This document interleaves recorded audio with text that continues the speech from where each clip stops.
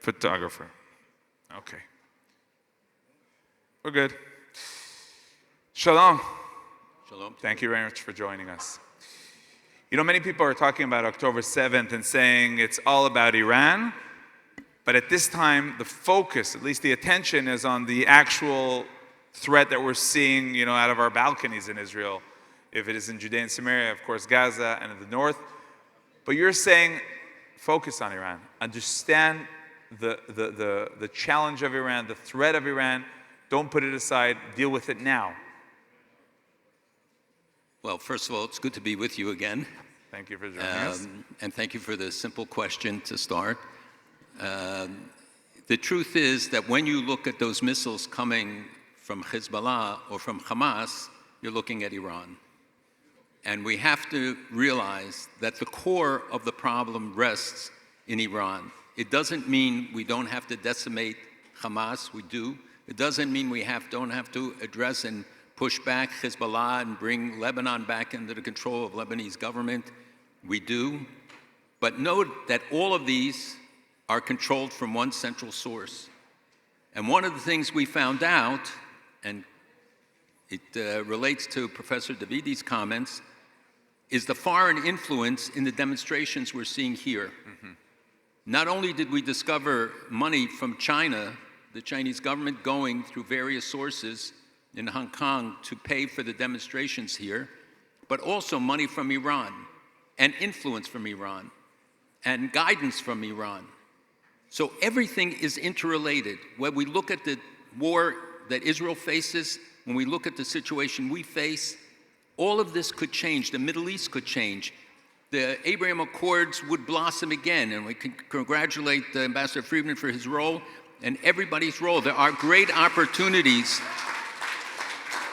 There are great opportunities now, but they're afraid, they're intimidated, and there are two sides. One is the actions of Iran, and one is the failure of the West to stand up to Iran. And the latest reports that the administration is dissuading Europeans from taking sanctions out on Iran as they move ahead on their nuclear program is just not understandable. It sends the wrong message. Now's the time to crack down on Iran. And if I can, one more thing. Why now?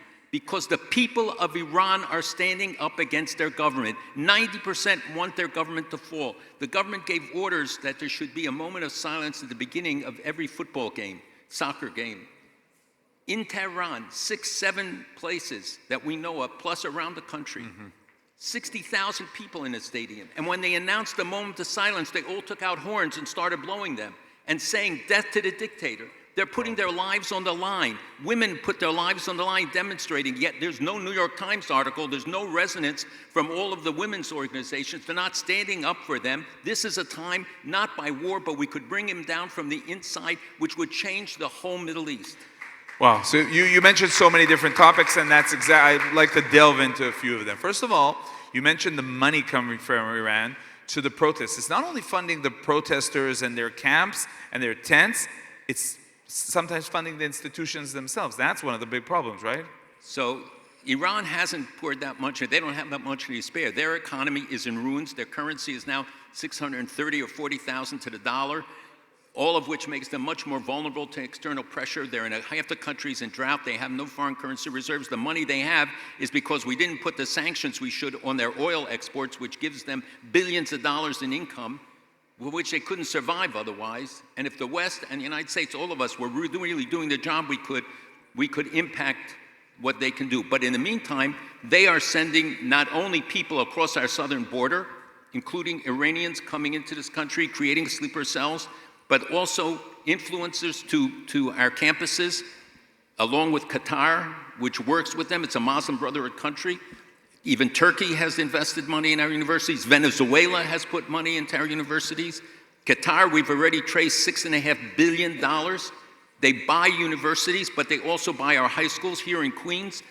They gave $1 million to the public schools to set up Arab culture clubs, where the maps, wall-size maps, have one thing missing: Israel.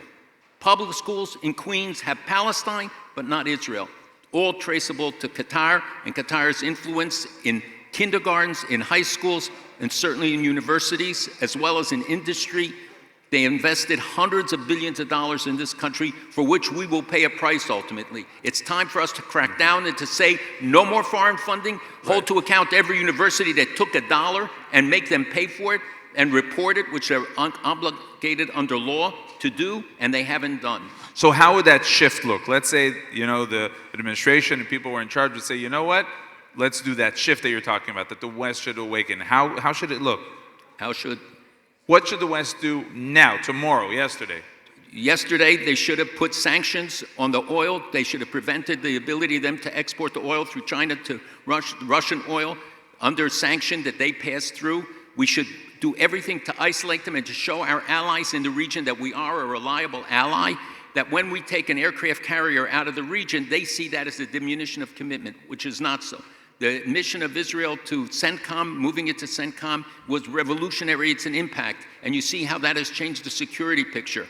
But when they see that Israel can't rely on the United States, they say, what chance do we have on the United States standing with us? So it's imperative, number one, that we send a clear message of our commitment, our determination. Second of all, that we impose the sanctions, that we not allow them to travel. We don't let them come to the United States. You should not go to anywhere. We should get our European allies to join us in massive sanctions. The IEA just reported last week that they have further increased their stockpile of enriched uranium. They're enriching at 84%, 90% is weapons grade. We're not talking about big shift to get to a nuclear weapon. We're talking about minutes.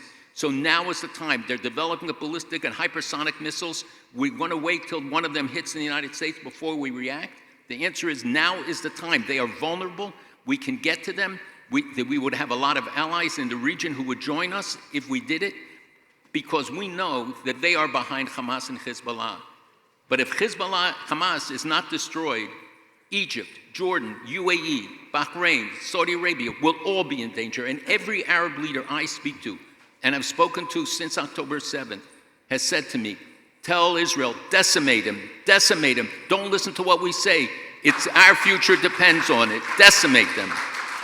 Now, you're mentioning here basically, you're talking also about the Abraham Accords, and there's a fear in Israel that the Abraham Accords, the result of the next stage, if it's Saudi Arabia, may be pressure and even conditioning to establish a Palestinian state. So to say that the result of the October 7th massacre will be the establishment of a Palestinian state. How do you relate to that fear, that may be the next stage of the Abraham Accords? Well, first of all, I think they're separate issues. I started going into the Gulf 30 years ago when nobody thought it made any sense. We went to Qatar, to UAE, to other countries. We reached out to Saudi Arabia, always quietly. We built the ties, some of which helped facilitate later, and I continue those relationships. But we also have expanded to many other Muslim countries. There are great opportunities for the Abraham Accord to spread from Morocco to Japan. Countries all along, India, others want to be part and linked into it. But you have all the Central Asian states, even people in Malaysia, Pakistan, Indonesia want to be part of it. It may not be based on diplomatic relations to start, but economic relations, joint projects, things that you show them the value of the relationship with Israel. They want it. They can't do it while the war is going on.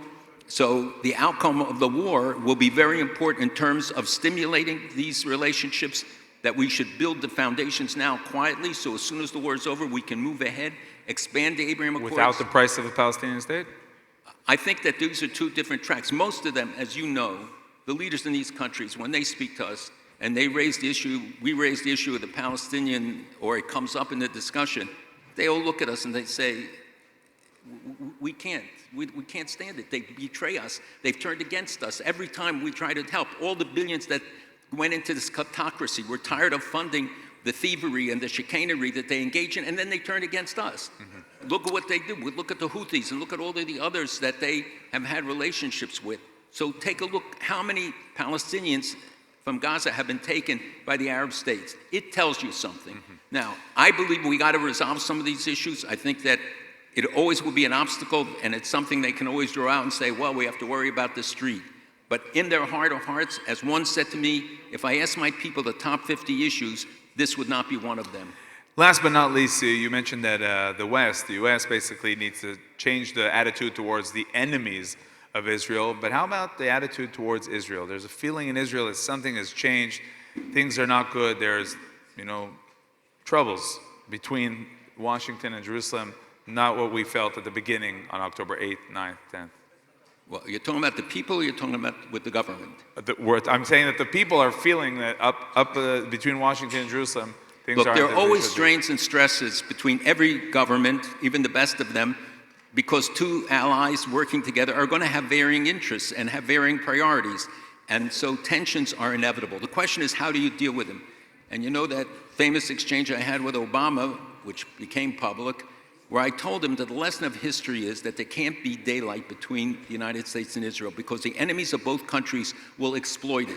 Anytime you have a chink in the armor of U.S.-Israel solidarity, they will drive a Mack truck through it. And are you concerned these And days? he turned to me and he said, 8 years no daylight, 8 years no progress, meaning the Bush years. And I said to him, Mr. President, how can you say it? You had Annapolis, you had the Wye Communication, you had the Omer plan, the Barak plan, Gaza disengagement, you had all of these things during that time. That he wasn't prepared And now for, are so you he didn't concerned? answer. Are you concerned now? Pardon me? Are you concerned now? I'm very concerned because we need, first of all, because we're in an election year, a very tense election year. Israel should be a bipartisan issue. Israel needs the support of Democrats, Republicans, liberals, conservatives. We should not become a political football. But we also have to have people who are ready to stand up and commit publicly and stand against some of the forces at play in the United States. It is not the representative sampling of the American population. 75% of the American people stand with Israel. Even amongst young people, a majority want Israel to go into Rafah. The distortions that the media and others have imposed on us and convinced people, and unfortunately even elected officials, to pursue, and the progressive, so-called progressive wing, has undue influence. It's not representative of the reality of the American people. So the goal, the answer is that we, the friends of Israel, Jews and non-Jews alike, have to stand up, speak out, use the influencers every day, flood the internet with our message. Don't be cowed. Stand proudly as Jews. We are the giants, not the grasshoppers, and we will defeat them. Malcolm Hoenlein, thank you very much. And you too, we'd like to present to you the Jerusalem Award, a shofar. As you can hear, we heard here, you are sounding out the truth. We're hearing the truth. And you want to do it? You want to try it now? Wait. Huh?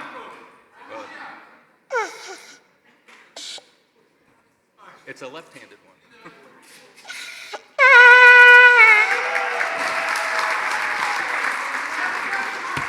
It's the sound of victory.